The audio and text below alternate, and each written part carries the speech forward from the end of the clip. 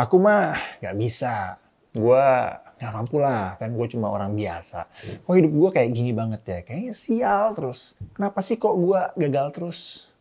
Hai guys, it's me Jay and let's talk about our life. Nggak asing ya dengan kalimat-kalimat tadi yang suka lalu lalang di pikiran kita setiap harinya. Nah itu bahaya banget loh guys.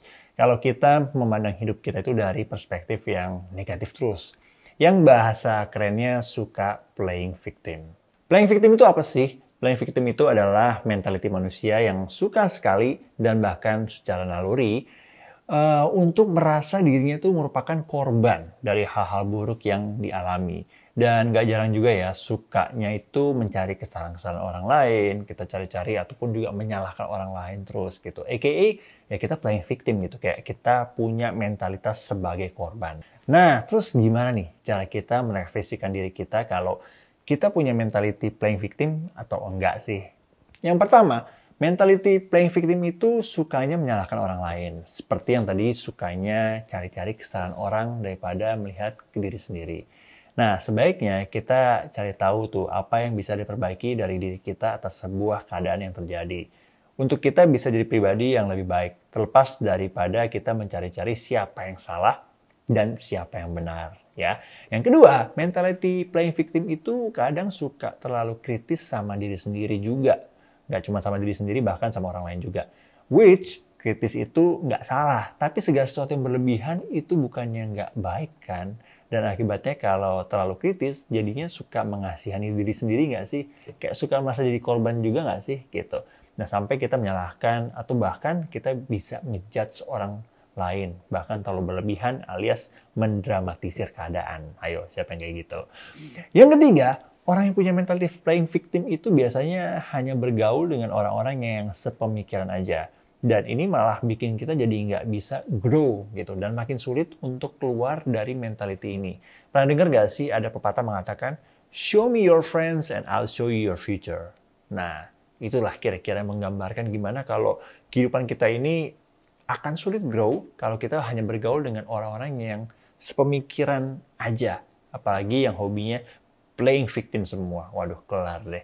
Yang ada jadi pertemanan yang sukanya ngegosip, ngomongin orang dan cari-cari kejelekan orang. Jangan kayak gitu ya guys ya. Nah, yang keempat, selanjutnya gimana cara mendeteksi kita punya mentality playing victim atau enggak? Adalah dengan jawab pertanyaan ini.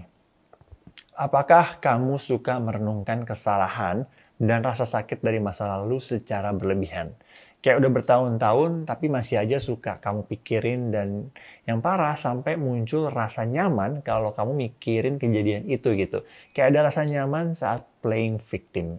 Itu like seriously guys, you need to fight. Nah, satu lagi yang bisa mendeteksi apa kita punya mentality playing victim atau enggak adalah sabotase pikiran. Seperti yang di awal tadi, contoh-contoh pikiran playing victim. Kayak, aduh kayak hidup gue sial terus deh. Gitu. Susah berhasil, gue nggak bisa lakuin itu. Coba jangan kasih ke gue, kasih aja ke dia. Gue nggak bisa, dia lebih layak kok.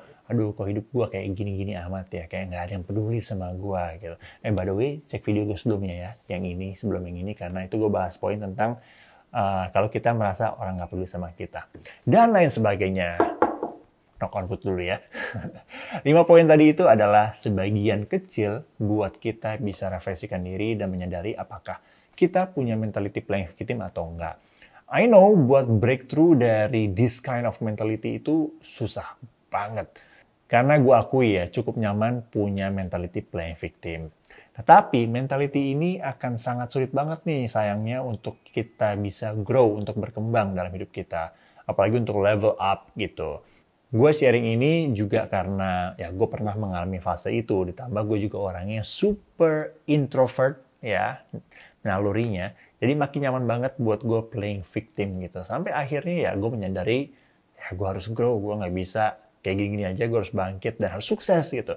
Akhirnya gue lawan itu dan sampai sekarang pun nggak 100% lepas dari mentality ini. Pasti akan ada aja momen-momen pikiran jahat yang nyerang lagi gitu dan bikin gue jadi rendah diri. Nah, tapi ketika gue sudah sadar kalau gue punya mentality jelek itu, ya gue bisa fight back. Dan juga gue bisa mengalihkan ke pikiran-pikiran yang positif. Nah, yang di sini yang gue mau sharing cara gue mengatasi mentality playing victim itu gimana. Yang pertama adalah kita harus punya dulu keinginan untuk sukses. Karena keinginan untuk sukses ini bikin gue siap untuk fight. Gue pengen grow dan gue lawan pikiran-pikiran negatif gue sendiri. Contohnya, gue orang yang pemalu dan gue minderan banget. Sedangkan gue pengen masuk ke modeling industri pada waktu itu 2008. Ya mau nggak mau gue harus lawan rasa malu gue, rasa minder gue, rasa rendah diri gue gitu. Apalagi gue juga dulu checking banget ya, dekil nggak ada model-modelnya. Ya dan tinggi gitu ya, kayak skeleton. Tinggi sendiri di antara teman-teman, itu juga jadi gue bikin minder banget. Bahkan gue pernah dulu ya punya doa, setiap hari gue doain, Tuhan, gue pengen dong tinggi badan gue dikurangi 10 cm aja. Kalau gue inget-inget itu lucu banget ya doa gue itu. Karena ya itu menunjukkan seberapa minder ya, saking mindernya banget gue dengan keadaan gue pada masa itu. Ya singkatnya, gue fight dengan memaksakan diri untuk tampil, ikut kompetisi modeling waktu itu, dan ternyata menang, terus out, sampai akhirnya kontak manajemen. Singkatnya, nyaman nggak melakukan itu? Pasti sangat tidak nyaman banget. Perang batin dan juga di pikiran kita, ya kan? Tapi ya memang yang namanya problem mentality, ya lawan kita itulah isi pikiran kita sendiri. Jadi kita benar-benar harus fight ini, ya. Yang kedua, yaitu ini nyambung sih dari yang pertama ya. Jadi cara gue overcome adalah dengan memikirkan hal-hal yang positif. Ada banyak cara sebetulnya. Kita bisa mulai bergaul dengan orang-orang yang positif ya. Bisa juga dengan mendengarkan video, baca-bacaan yang membangun diri tentang self-development. Kalau sekarang zamannya podcast ya, atau video YouTube, self-development itu banyak banget. Dan bisa juga perbanyak konsumsi konten-konten seperti itu, atau konten-konten seperti ini yang lagi gue bikin. Dan buat gue yang paling kuat menolong gue adalah dengan gue mendekatkan diri ke Tuhan. Gitu. Which our creator, I'm Christian, so I go to church, I read the Bible, I join the community, pelayanan, dan sebagainya. Ini akan sangat membantu banget buat kita, buat gue khususnya, untuk cari tahu siapa gambar diri gue itu yang sebenarnya, yang seutuhnya di mata Tuhan. Nah, gue percaya banget Tuhan ciptakan manusia itu bukan untuk kegagalan. I'm sure 100% Tuhan ciptakan kita semua itu buat tujuan yang besar. Nah, tetapi Tuhan memberikan free will kepada kita manusia. Jadi ya kita sendiri yang bisa memilih kita mau sukses atau kita mau biasa-biasa aja. Kita mau grow atau kita mau jalan di tempat. Kita mau jadi lebih mature atau kita mau main-main aja. Kita mau belajar atau kita mau malas-malasan. Pilihan di tangan kita. Kita punya free will. And of course, gue percaya Tuhan tuh udah siapin rencana besar buat lu. Nah, tapi kalau kita sendiri nggak persiapkan diri kita untuk terima God's plan in our life, ya itu berarti salah kita sendiri dong.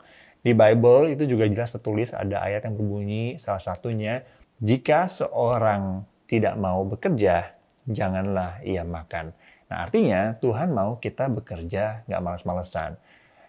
We should do our part. Ada juga ayat lain di Amsal 6 ayat 9-11, itu gue nggak bacain, tapi boleh kamu cari tahu apa isi ayat itu. It is so good and it will bless you. Oke, lanjut yang ke tips yang ketiga yang bisa gue share adalah force yourself. Segala sesuatu yang dipaksakan pasti tidak nyaman, tetapi kalau kita memaksakan diri untuk berubah yang ujungnya jadi lebih baik, kenapa enggak? Ya kan?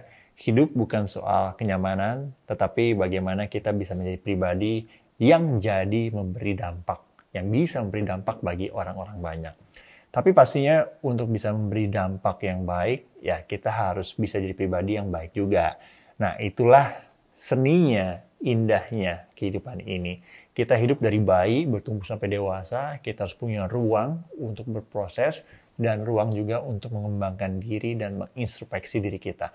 Bahkan sampai kita nanti kakek nenek aja, itu kita pasti akan terus belajar tuh. Ya kan? J, gua yang umur belasan tahun, berbeda dengan J umur 20 tahun. J umur 20 tahun, berbeda dengan J sekarang umur 30-an. Ya nanti di umur 40 tahun, J pasti berubah lagi. 50-60, pasti berbeda dari sekarang. Karena gue pengen grow dan mau selalu jadi yang lebih baik. Gitu. Ya, so yuk buat kamu yang lagi struggling dengan mentality playing victim, you are not alone, tapi emang dari kamu sendiri harus punya keinginan untuk bangkit, keluar dan berubah jadi pribadi yang lebih baik. It's not easy at all, tapi gue yakin lo pasti bisa. God bless you guys.